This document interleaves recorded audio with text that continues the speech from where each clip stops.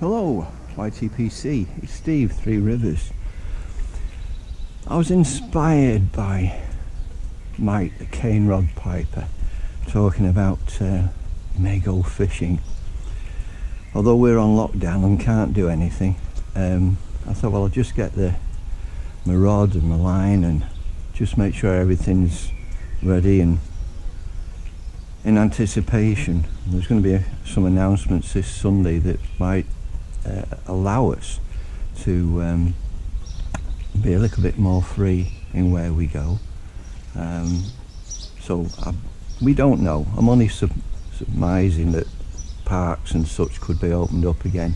People, as long as they keep their social distancing, in which case there's a chance that we might get some of the rivers open or such that we can go fishing. So in that case I thought, well, just do a little bit of preparation. You join me, I'm smoking my Northern Briars Professor pipe, and in it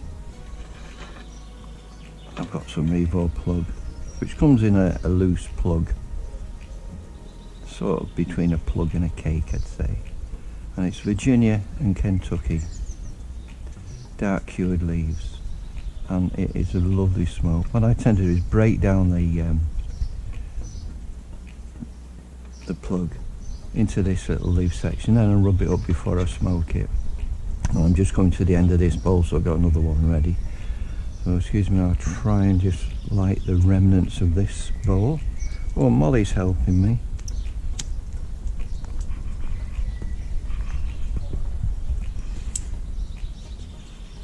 I've also received a couple of packages which I'd like to share with you later.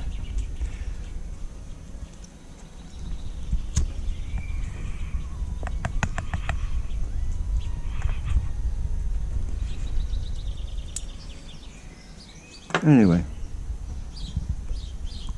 down for now. I think it's given up the ghost. Bit of ash there now. One of the things you may find that when you get your reels out after a long time, that the line may have some memory into the reel. So I have a little thing that I do, and I'll share that with you now just to expand on that. This is what we call a large arbor fly reel, and it does have a drag on it, and I've set it up because I'm a right-handed caster, that then I can play the fish with my left hand and secure the fish with the net if required. What we tend to do is put a backing on there just to bulk out the line. So that backing there is to help not have memory in the fly line. So what I tend to do, and this is my Revor rod, which is a Snowbie Prestige, and it's for those in the know, it's a 9 foot, it's a 4-piece, and the line weight is 6. What does that mean? I'll explain as we go along. Yeah, back in the day, trying to, with coarse fishing and bait fishing, you throw the bait out and the line follows it. But when you're fishing with light flies, as I would be doing on the river for trout and grayling, they're not that big. Here's a little favourite of mine. Oh, as you can see, I do tend to favour the emergers. This is a Terrace Special emerger, but if I go and try and throw this, it's not going to go very far, so hence we cast it out. That just sits in the surface film, and it's got a lot of triggers on it. The thorax has got an orange thorax and pildescent ribbing. I've caught all the wild species of salmonoid on that, apart from the salmon, which is a different ball game. So, how do I get rid of that memory if there is one? Well, I use a loop-to-loop method on my cast. So I got the fly line coming down, and I put this loop on. Hope you can see that. and I will then put my tippet through there, or a series of tippets if I want to do a tapered leader. But when I'm river fishing, I just use a straightforward tippet.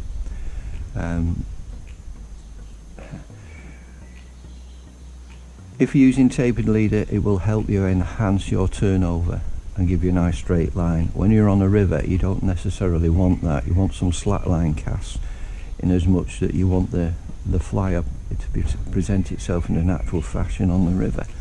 So I don't know if it's going to work, but as I say, I thought just hope my tremor behaves itself. Oh, you can see that.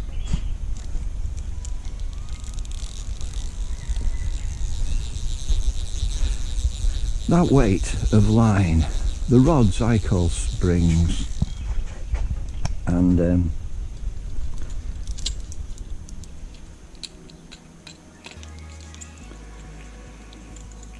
like any spring, you need a weight to make it work.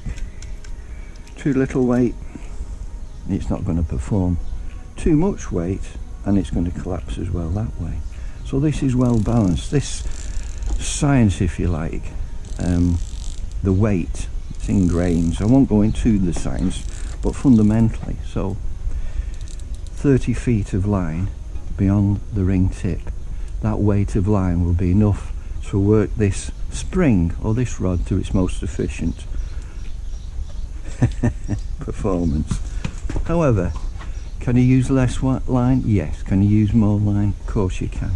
Using more line, you can either shoot it or you can use a haul, which I hope if I can get on the river I can explain those. But here we go. If there's memory in there, you just give it a little stretch, and hopefully you can see I regularly check my line, so you can see there's hardly, if no, memory in there whatsoever. This mark here, I know if that's outside the end of the tip of my fly rod, I know there's 30 feet of line there, and I can cast that, and if I'm teaching, my students can cast that with total ease. Right, so we have the memory out of there. I'm now just going to secure this back onto the reel.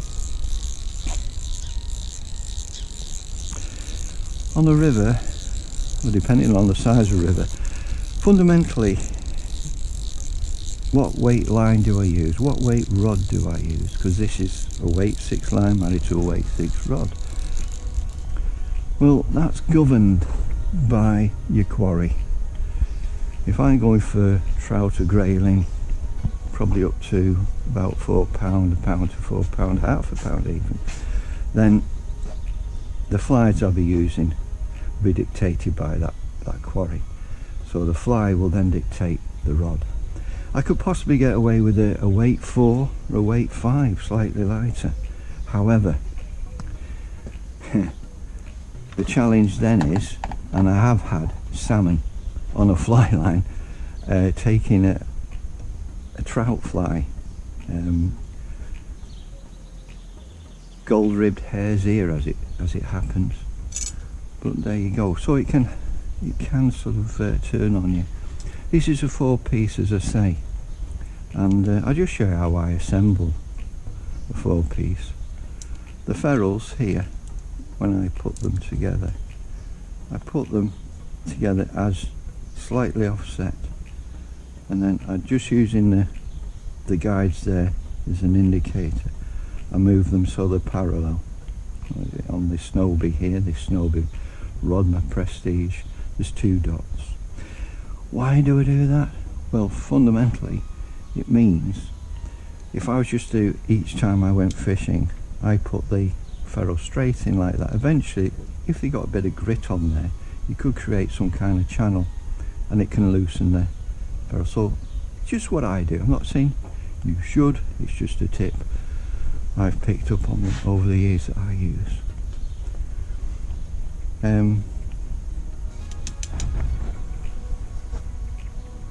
Well, I've come this far.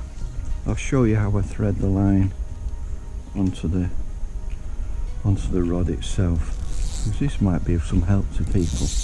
I take off enough line to make sure I've got more than the 9 feet, and instead of trying to stick this bit through the guides to the rings, I just turn it over. And even if you've got tippet on there, the tippet and everything else will follow. I've started, so now I'll put the reel down safely.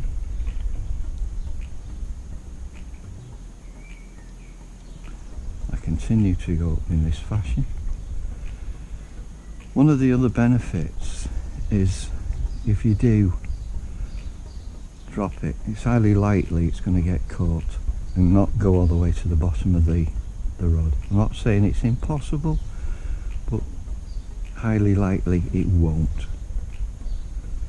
Another little tip here as we get to the tip of the rod, this is where it's very, very delicate, so at all times make sure that you come straight out of the rod tip and not pull it down. That's a good way of breaking a rod and spoiling the day. Okay, so the rod's all geared up. I won't be taking all this gear down to the river. Well, most of it. I have a fishing vest I'll have. I will take with me Skin So Soft. I'm not vain. This is an oil-based spray, he says, and this, apart from making you smell nice, it will keep the midges off. Okay, now I didn't this, and we've got a bit of sun today, always have your sunscreen with you. And I've got a bottle of water there, but I always take plenty of non-alcoholic liquids with me to keep hydrated. Two things while we're talking about this. He hopes I may have got this wrong, but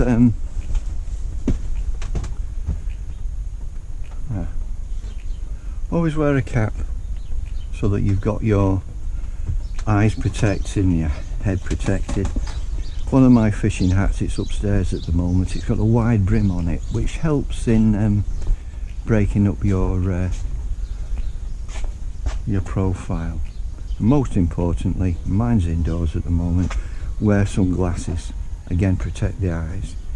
All my flies are debarbed. Why?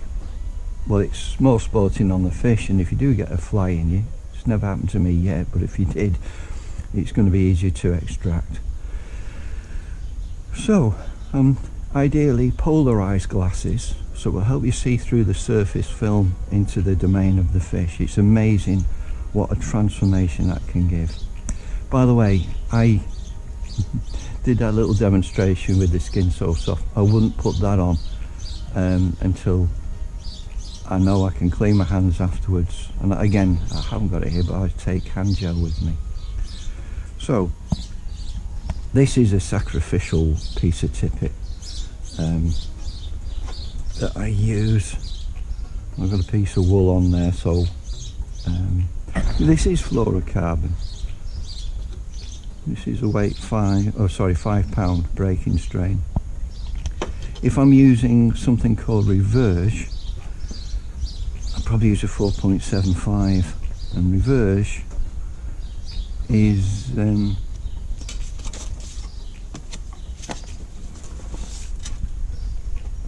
what's amazing about this stuff, for the same poundage, the diameter of the tippet is slightly less than that of its contemporaries. So when you're using small flies, it's much easier to thread on. So I'm not a competition angler. I got enough of that in the corporate world and my football. So I just fish for pleasure. But I fish with a lot of internationals, and this is what they use. In fact, I'm using Snowby fly line here, and no matter which company they represent, I won't go give them by names because they might not want me to. The 90% of them be using the Snowby line, unless it's one with their name on, then I suppose they've got to show loyalty. Now I said before, and again excuse my tremor, I've got a loop. Can you pick? I hope you can pick that up. A loop to loop.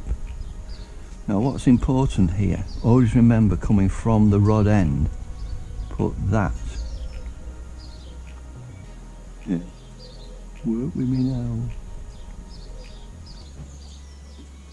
I feel like Norman McLean, deteriorating at a fast rate of knots. By doing it that way, and again I would say I wouldn't have wool or fly on normally, but I thought I'd just share this with you if I can get it through. So eyesight no good, tremor, Springer trying to get my attention. Not give myself the best of chances, am I? But it's worth just seeing this. Normally I would just stick the point through, but because I've got that wool on the end, it's not going to work so well.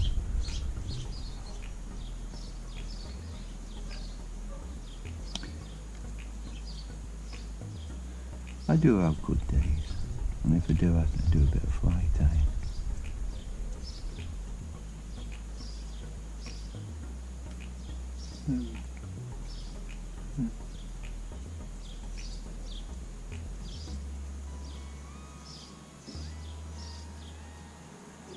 Success. If at first you don't succeed, try again. Now, what's important and what I wanted to share with you, by doing it that method, this loop to loop, hope you can see that. I can pull as hard as I like there, and all I have to do to release it is push down. Now then, if I put that on the other way, coming from that end, it would then cause a hinge, which eventually would wear and snap, especially how it would happen, I'm telling you. So this way, if you're putting new flies on all the time, eventually you tip it, and I use fluorocarbon. Why? Instead of monofilament. Monofilament, yeah, you can treat it with sinkant and floatant, but with fluorocarbon, it will cut through the surface film. And if you're fishing on the river, the fly's not going to be on the water that often. And if you're fishing with a dry or emerger, if you're fishing with a nymph and you go subsurface, well, once this is either cut through the surface film or descended into the depths, that fluorocarbon, the refractive index is similar to that water. It is. I'm not saying virtually invisible. It's invisible. As you can see, I do not have a great deal of room here, and there's nowhere I can go. But I'll just show you a method now, saying, well, here we are. How do we actually start our cast? Well, let me put it another way. How does Steve start his cast? Right. I won't be necessarily casting in the back garden all the time, but just fly onto the water. I want a bit of line. Well, you can start false casting, but if you're on a river, the last thing you want is to give line flash over a fish. So what I do, I pull. Well, you can see that I'm pulling line down to the feet, which is approximately 4 feet down, 4 feet back, and holding it up here and using the action of the rod and gravity and momentum, I can put 8 feet of line onto the water. If I do that a second time, there's 16 feet onto the water. See, I'm using my right hand to keep that tension between the handle and fly rod end. And there, we've got about 24 feet, and that black line that you can see is not far off the end. So I won't demonstrate it because I'll be next door's garden, but I'll use a roll cast, which you're putting the weight of the line behind the rod tip. It's off to the side, a little tap, and the line will go out. I choked that purposely. But when while we're here, when I'm teaching, generally you'll cast like this as you develop, but when you're learning, I find I get in an hour I'm getting complete novices roll casting, overhead casting and shooting line within the hour, and they'll understand how it's happening. But fundamentally, wherever your thumb goes and you're holding that there, so you've got tension, because if you haven't got tension, you're not going to work the rod, you're not going to work the spring, so you need that resistance. So wherever my thumb goes, the rod tip goes. Wherever the rod tip goes, the line's going to go.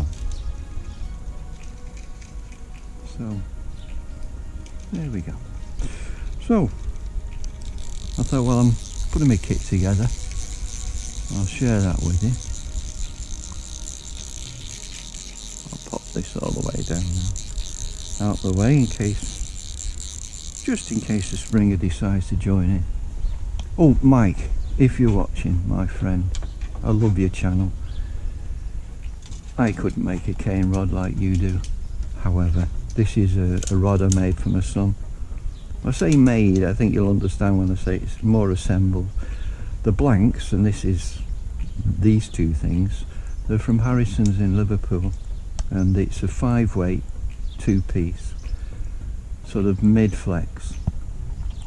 And what I've done then, I've got rings which were from Sage, keeper ring, handle Portuguese cork which was Sage, and the real seat from Sage. And then it was just a matter of assembling, and then you whip that on, then you put epoxy around there, and you do the same for every guide. That's a keeper ring, by the way, and each time when I put it on for that particular ring, I turn it quarter turn every 15 seconds manually. So that was the patience and the love and desire to get this rod done for Carl. Anyway, we went out fishing with it the first time. His second cast, he caught his first grayling. Well, I just thought I'd share that with you. Join me again shortly, and I will oh, by the way, these fishing boxes, I keep ones that float. But I got my nymphs in there, fresh water, got some deer hair, nymphs, weighted nymphs, more nymphs. I've got some sea trout flies there. But generally, when I've seen what the water's like and the conditions, I have a little box like this. Well, this is the little box. I've been on a still water, so hence some of the more aggressive. I don't like using those really, dragonfly nymphs, but that's one of mine I tie. That's my SJ emerger, and it just sits, as you can see there in the surface film, the deer hair at the back, giving a generalisation maybe of legs, and the body was primrose silk, a little bit of primrose still showing at the bottom, and it's as I'm tying the fly, I put cobbler's wax on, so there's a little green hue seems to come through there. Whatever it is, the fish absolutely love it. So there we go. Join me shortly, and I'll reveal my packages that I've received. Thank you. Won't be long.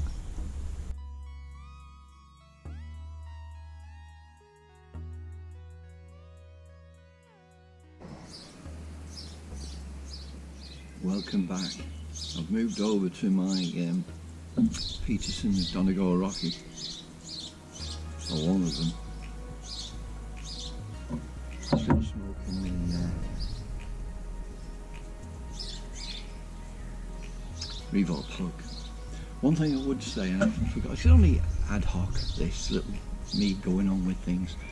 I degrease the line when I'm cleaning it, and once it's clean, I put on a slick, and that helps the line just absolutely flies through those rings, which brings me on to the other thing, is that when you are cleaning, make sure in the process you do clean the inside of the rings as well. Make sure they're all nice and clean, and that will enhance your casting and fishing pleasure. And yeah, I did find those safe glasses. These are sort of smoky amber I would say, and colour black, but that just helps in low light, just enhance. So on evenings fishing that can help. And Molly's certainly helping, aren't you, darling?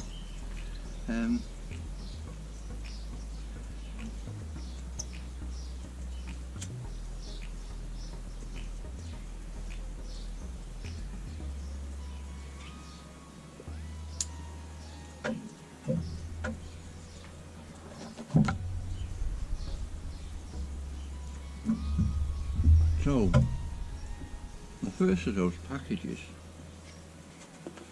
and they have been opened,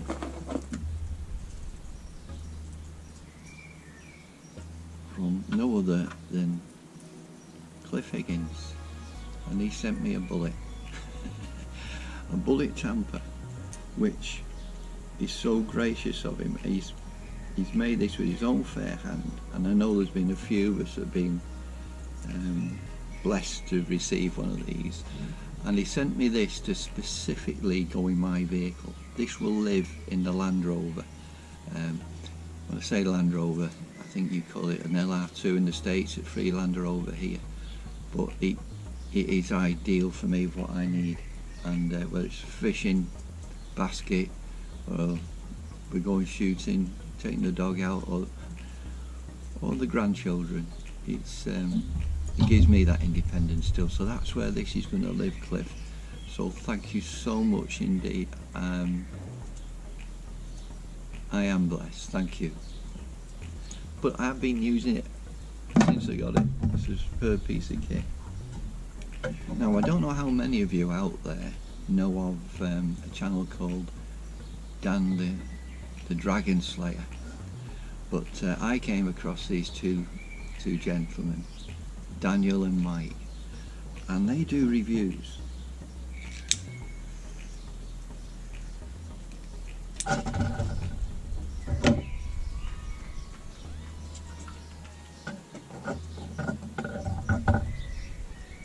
just move that out of harm's way. But the way you do reviews, they'll get a tobacco that they like the sound of.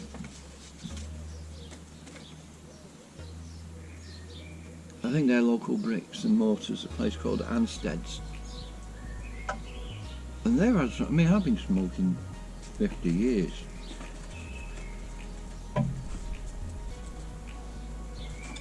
And some of the tobaccos they come out with, I know you're in the States, lads, but I haven't heard of these tobaccos, but they're fascinating. But the way they go about their reviews is quite refreshing, I find.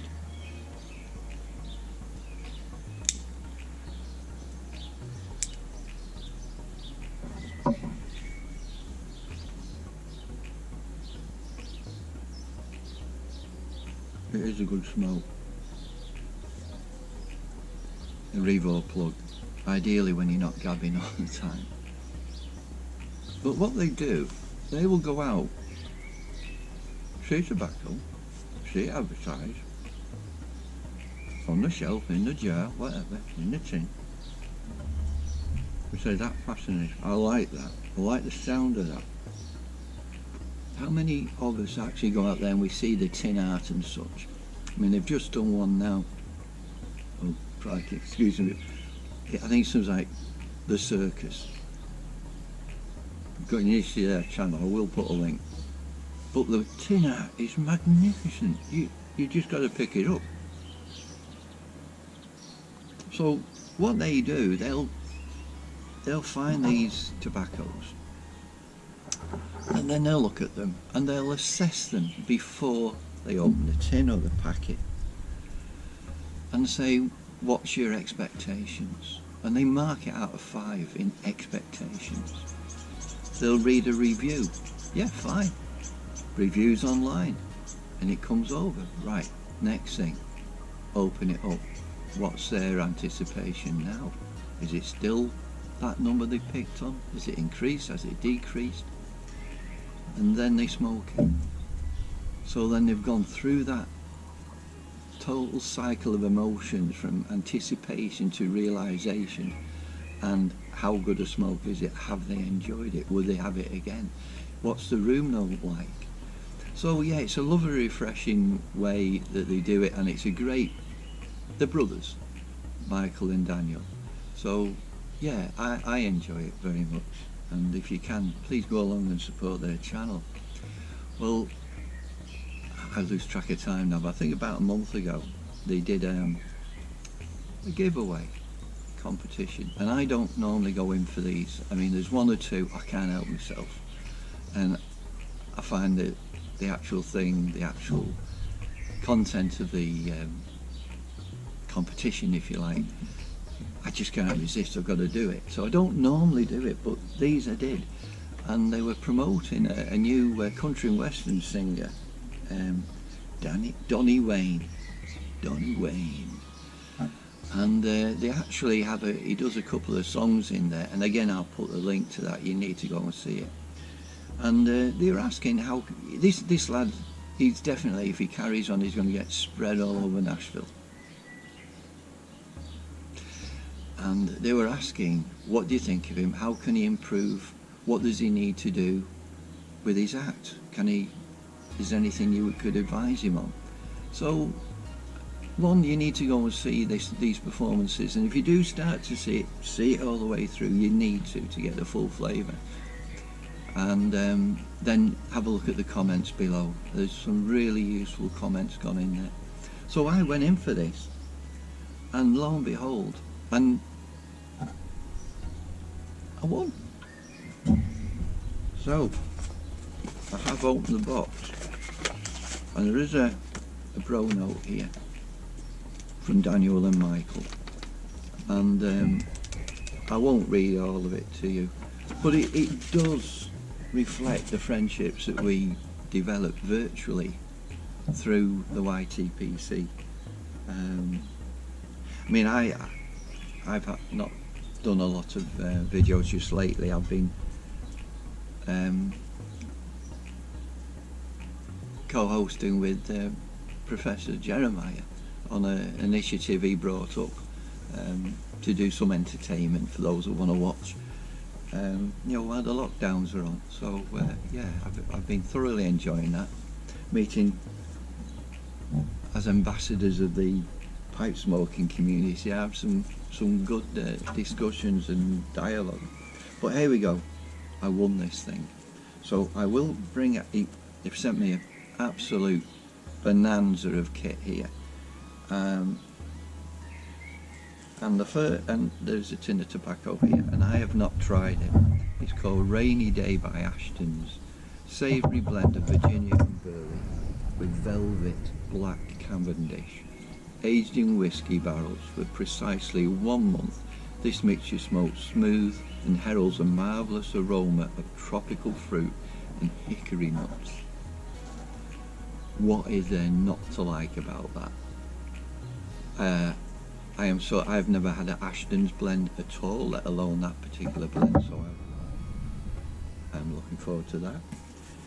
Also, for the first time ever, they've been kind to send me Cornell and Deal small batch California red flake with Perique. Oh, I've never had a tin like that ever, and I've never had anything from Cornell and DL, if that's how you pronounce it.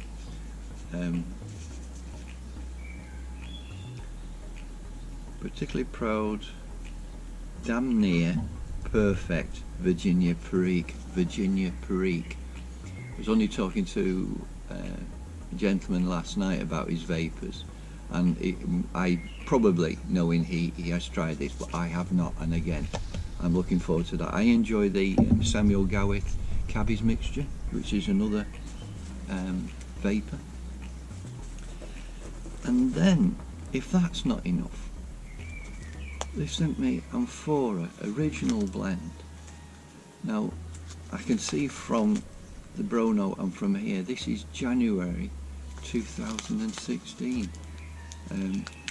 All round blend of the chocolatey flavour of burley tobacco.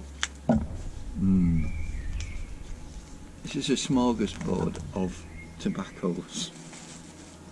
They've also included a wonderful pipe tool. I never expected any of this, can I say? What I had gone in for, and I mean, apart from these two lads, I do enjoy fellowship with them. This was the giveaway, and I like my I've got 3 corn cobs. Well, I'm telling a bit of a porky there, because now I've got 4, and it still looks too good to smoke. But it's a pucker Mashuri Mason, and just look at the mouthpiece on that. That was when he said this is going to be. I saw this pipe and that was it. I've got to go in for this. So, gentlemen, your generosity is well. I thank you so much. It's you're 2 good lads. I enjoy watching your videos. I enjoy the correspondence we've had. You're totally refreshing. You've done something I've not been able to achieve yet. You had a video shut down by YouTube. I think it was called Conspiracy, and I think that just might have drawn attention to it. But you did clean it. Well, I say clean it up. I think it was a great video. But some of the things in there may have upset 1 or 2 people that had something to hide. So anyway, you cleared that, and it's back up there to watch. So Cliff, Michael, Daniel, thank you so much.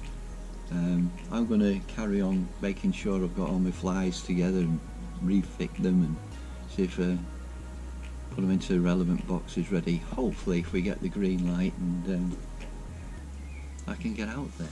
Molly, you've been very kind. She's been so patient.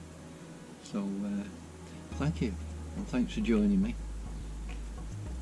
Dead.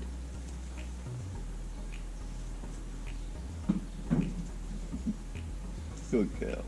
There we go. So, until we meet again, thank you so much, and keep those videos going, lads. Looking forward to the next one. Take care.